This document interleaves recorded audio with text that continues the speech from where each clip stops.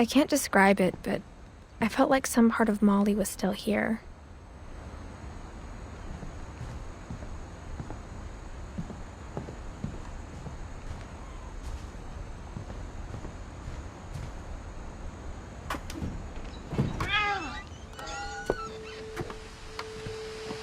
This will be obvious later, but my mom never told me any of these stories.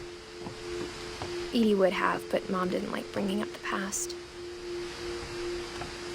Though, when we adopted a stray kitten, she was the one who named it Molly. I spent a lot of time in Great-Grandma Edie's room.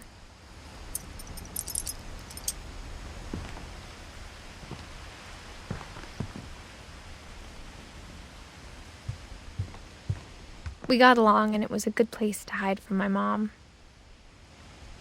When Edie told people Sven was killed by a dragon, she could also have said he was building a dragon-shaped slide that collapsed.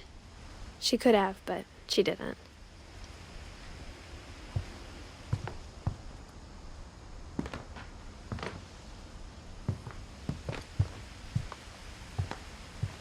Louis died a week before we left, but Edie had already started to memorialize him. Edie knit me a new pair of gloves every year, just in time to replace the old ones. Her room was like a museum.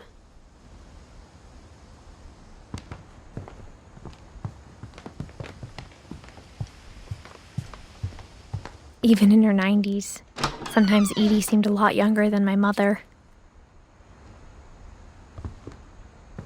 The only trace Grandpa Sam's first wife, Kay, left on the house was the pink bathroom.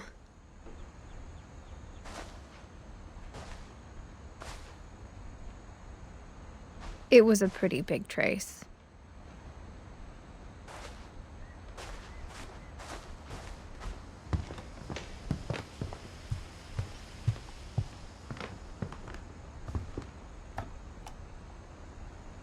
For 500 years, the Finches have been famous throughout Norway for their fortune and misfortune.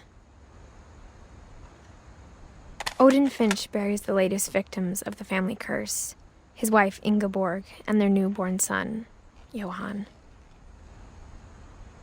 On January 7th, 1937, he set sail with his family and his house, hoping to leave the curse behind. But 40-foot waves off the coast of Washington send the house and Odin to the bottom of the sea. Odin's daughter Edie, with husband Sven and baby Molly, step ashore on their new home, Orcas Island. Odin Finch is the first to be buried in the new family cemetery. His daughter Edie is already dreaming of a new Finch house.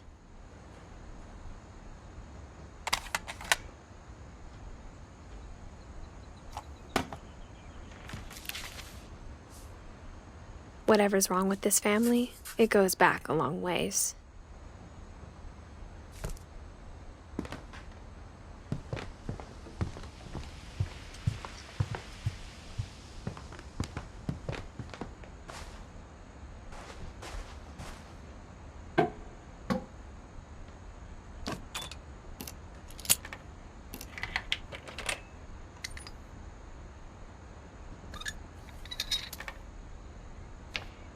There's a secret in this bathroom.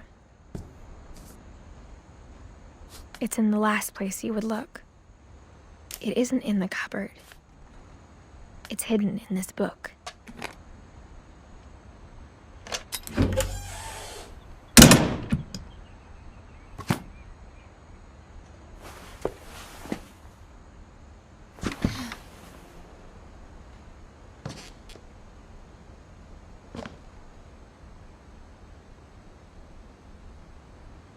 Sven gave Sam an old camera he'd refurbished. He never put it down.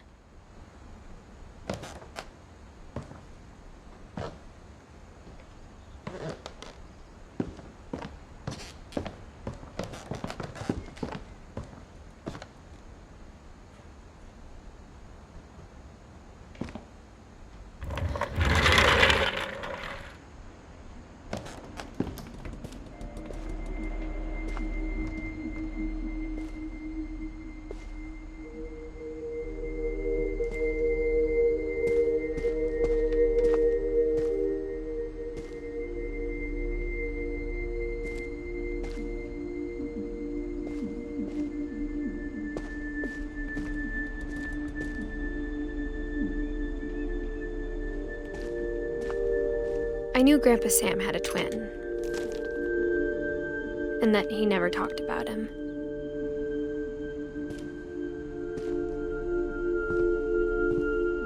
I guess my grandpa didn't like history any more than my mom did.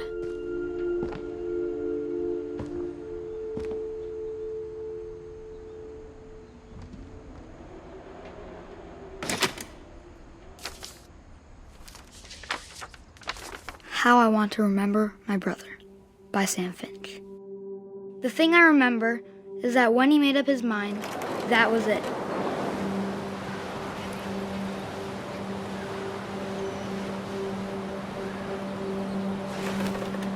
My brother said he'd die before he ate another mushroom, and he did.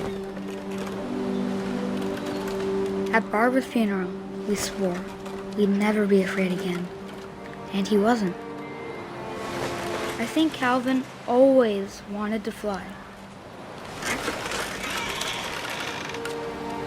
Sam! Calvin! Dinner's ready! Coming! But that day, he finally made up his mind to do it. I told him going around was impossible. Maybe if I hadn't said that,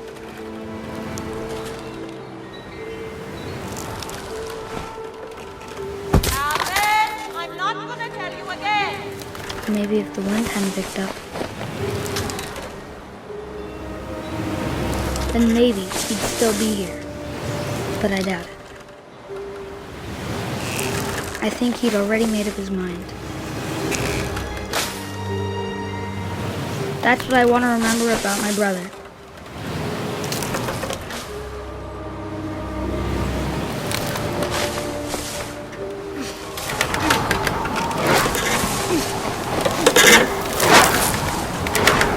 The day he made up his mind to fly. And he did.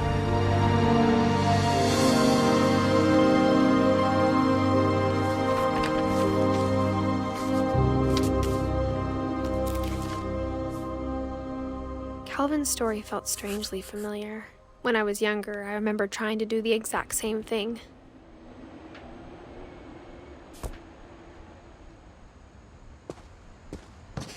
After the funeral, Edie roped off Calvin's half of the room.